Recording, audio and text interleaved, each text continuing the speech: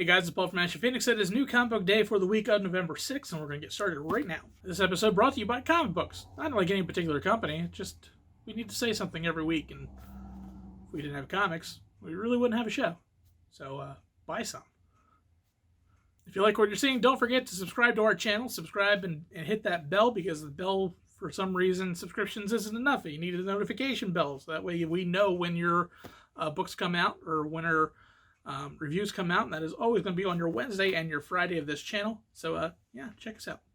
All right, guys, Tim from Capes and Scowls. It's time to talk about comics. Hey, I hope you voted today. Paul, did you vote? Yep. Paul voted. I voted. I hope you voted, legally or otherwise. Every vote helps. Let's talk about trades. I got Man-Eaters, Volume 3. This book we've talked about on the podcast, or on the YouTube show before. I talked about it on the podcast. It's awesome. It's a very unique kind of story. We got League of Legends, Lux. I don't follow League of Legends, but I know people love it. Fantastic Four, The Prodigal Son. This is a bunch of one-shots by Peter David, I believe. Superman Action Comics, Invisible Mafia. This is Volume 1 of Superman, which happens once or twice a year. Luther. This is by Azzarello and Lee Bermeo, the same people who did the Joker one, which has a similar cover to this. This book's super good. Everybody should check that book out. I think it went a little under the radar before. We have ERF. ERF. ERF. This is by Garth Ennis. So it's like a weird, creepy golden book, I guess. I don't know. Looks awesome. We got November. This is by Matt Fraction. This is hardcover volume 1 from Image Comics. Crime, mystery, noir. I like all those things. Hey, here's the thing I don't like. Superman, year 1. I don't think you could kill a man with this, but you could definitely bore somebody to tears with it. Ugh, Frank Miller. That's not the way I thought you were taking on that. No? I thought you were going to be like, can you kill a man with this? Well, his soul you can. It's really bad. My favorite part is the windows don't open on the bus, and then he's hanging out the window. I wonder if they edited that out. They probably didn't. It's great. I'm just walking away for no reason. I'm walking away, Paul. I've had enough. First up, we have X-Force issue number 1. Continuing the Dawn of X. Now we have an issue where we're seeing now the Resistance come into play. What is happening and why people don't like the mutants, and we're starting to see already one of the cracks of Krakoa. One of the things that happens with this new sanctuary is that people have gotten soft because they're living in a veritable paradise and not realizing how much the world doesn't like them still. And they're reminded in this issue with some definite problems that are going to arise. We don't know what the book is, even though you see all the characters here. I don't believe these are actually going to be the specific characters that are going to be the main focus of this book, because, I mean, Black Tom doesn't leave the island. Jean Grey's an X-Men. Colossus is here. So yeah, like I don't know who of these are going to be like the mainstays of this comic, but I mean, it was interesting. It's definitely I love the layering that is happening with the X series and how all these books are intertwined. It feels like much more of a cohesive story rather than just like 8 X titles. So pick it up. All right, this week I picked one book, Paul picked one book, and then Blake, a customer, picked another book. And first up, Blake's book, Dr. Doom, issue 2. If you recall, issue 1, basically Doom got framed for blowing up a black hole in a space station that was doing a lot of good things for Earth, which sounds strange, so read issue 1 if you're confused. But basically, Doom is public enemy number 1. He surrenders, and this is him on a helicopter being transported by Doctor Strange and Silver Sable and a couple other characters to New York to await trial. Of course, things like that don't happen. You have a cool interaction with Kang the Conqueror again, and Doom kind of does his own thing because he Doom. And I don't want to tell you too much and take away too much from this, but things go nuts. The ending is quite crazy, and I'm very curious as to where this is going to go. I don't know if I'm in on the long haul here. I'm on the fence, but it's intriguing enough that I would read another issue. So it's not bad. If you were on the fence before, you're probably still on the fence. Just get on this fence with me. Next up, we have The Magicians, issue number 1. I love this series on Sci-Fi. So basically what this is, I believe it's more in tune with the book than the actual TV series, because some of the characters that you're familiar with look wildly different. But this book is basically, Dean Fogg has decided that the best way to teach people at Brakebills is to teach them all types of magic, and that is now adding Hedgewick magic and bringing hedges into the series and into the curriculum, and kind of how that becomes a grating issue, because if you watch the book, or if you watch the series and you've read the book, Brakebills and Hedge Witches and the library, they don't have a great relationship. So as you can imagine, there's some serious problems that happen here, and then something goes terribly wrong that we don't know how it's going to affect the series, but I'm really interested to see what this is. If you're not a fan of the series, I don't know how well you're going to appreciate this book, because they really do kind of expect you to have read at least the book or watched the series to kind of get a lot of understanding of what is going on here. A lot is kind of yada yada, or just not explained at all, because they assume that you have some kind of knowledge here. And unfortunately, that's one of the things that, one of my pet peeves in books that are based on something. There should be some kind of understanding based on the criteria, because not everybody's going to pick up this book that has read the book or seen the series. So there's a caveat when picking this one up.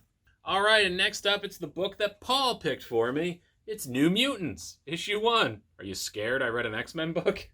I don't like the X-Men. It's universally known, but I do like Jonathan Hickman. I do like Ed Brisson. So I was a little torn on this, because, I mean, the New Mutants are fine and all. This story is very wordy, but in a good way. If you don't know the whole story of Powers of 10 or Powers of X and something of 10, House of X, Powers of 10, that was it. You don't need to. You basically get the idea of what happened with Krakoa. And you follow the New Mutants as they take a trip out to space. They hitch a ride with the Starjammers, and they basically just ruin everything on the ship by accident. And their goal is to get out to the Shi'ar Empire for reasons I won't spoil here. It was, I don't know if this is for everybody. The art was really good. The panel layout was very impressive. But I don't know. I think this is a hard sell to some people. You have to really like the X-Men, because I don't know. I don't understand what they're setting up here. But it wasn't bad. It just wasn't for me. Next up, we have Batman issue number 82. I love the cover. The cover is beautiful. It's got this really cool like acetate cover that's like, yeah, it's a fun book. But this is the battle between Bat and Bane, and doesn't go the way you're expecting it to. It's a very easy read. It's a very fun read, because it's in essence one big fight, and kind of leading up to what should be the main conclusion of the storyline.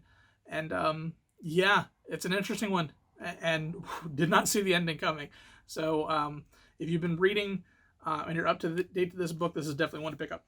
All right, my pick of the week was the book I picked. I guess that's not surprising, but it could have been surprising. Could have been. It's not. It's Undiscovered Country, number 1.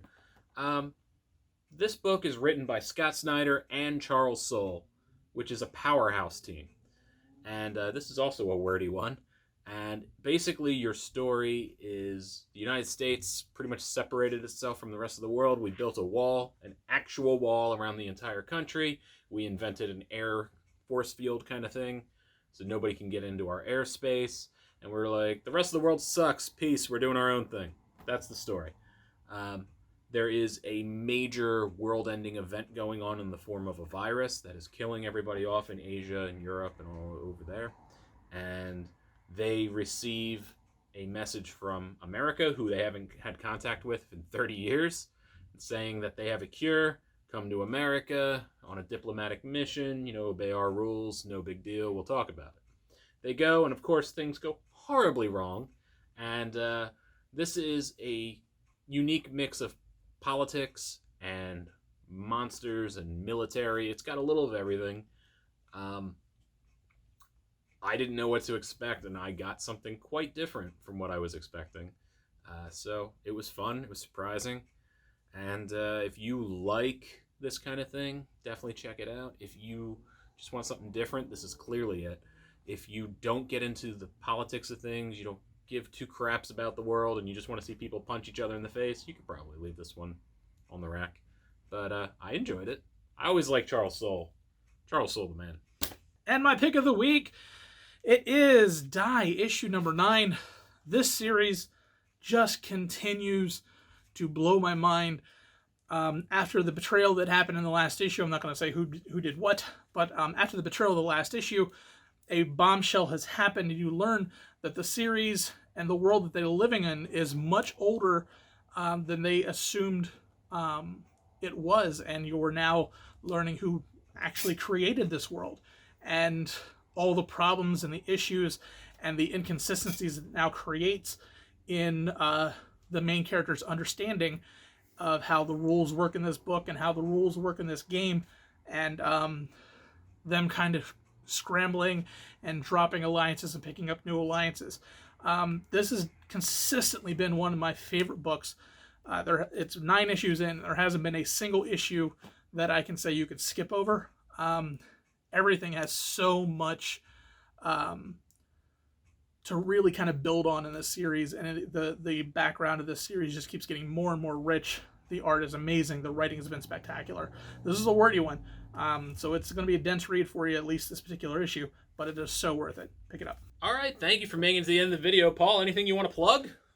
New videos coming out every week. New videos. Wednesdays and Fridays and all that kind of stuff. Oh my. You should know this by now. I don't know why you don't know this. They probably know it. Hey, thank you for watching. It does help. If you have any friends that you think would like the channel, tell them, because that would help. Particularly in other countries. Shout out to Angola, Slovakia, and Belarus. You are in our Belarus is awesome. They're in our top 50. Thank you, Andrei Arlovsky. I mean, I was impressed with seeing the kind of things. Germany, man, good on you for being number 2. Germany, how are you? Yeah. Canada, I don't know what the fuck is wrong with your statement, your country, man. Number 6. Really? They are more audio, not visual. They don't want to look at us. We're gross. We're gross people. They don't want to see that. They just listen. Podcasts, they're all about it. But they're very polite, so they're not going to tell you how gross we are and how much they don't want to look at us. Okay, so they just turn on the video and then turn the monitor off, and then they watch us, and then they hear us, and then we're fine. Yeah, but we do visual gags sometimes. They don't. That's a fair point. It's just easier to listen to a podcast. True. They do listen to my podcast. Thanks, Canada. Good on you. But anyway, in Cambodia, I love it. I don't know why we're huge in Cambodia, we're but not huge in Cambodia. I am. I know you are. I'm just saying we're not. There's no crossover. I'm sorry, Cambodia doesn't care either. It's a weird thing that we don't have any crossover in our listenership. That's just the nature of the beast. It's like, hey, I like podcasts. Well, I hate YouTube. I think that's the way that works. Venezuela, man, you were on the come up. We appreciate it, and Venezuela, keep watching. But I'm gonna stop rambling. This is the end of the video. This is it. It's over. Thank you, and thank you for helping out in any way, any small way you do. It does mean something to me. Although I will never tell you that. Oh, shit, I just told them that. What do I do, Paul? I don't know. You ruined it. You gotta hope that I don't. You gotta hope that I edit this out. You won't. I mean, I'm not going to. You're not going to. No. Well, it's in the air now. It's there. Yeah. Well, hey, thanks, guys.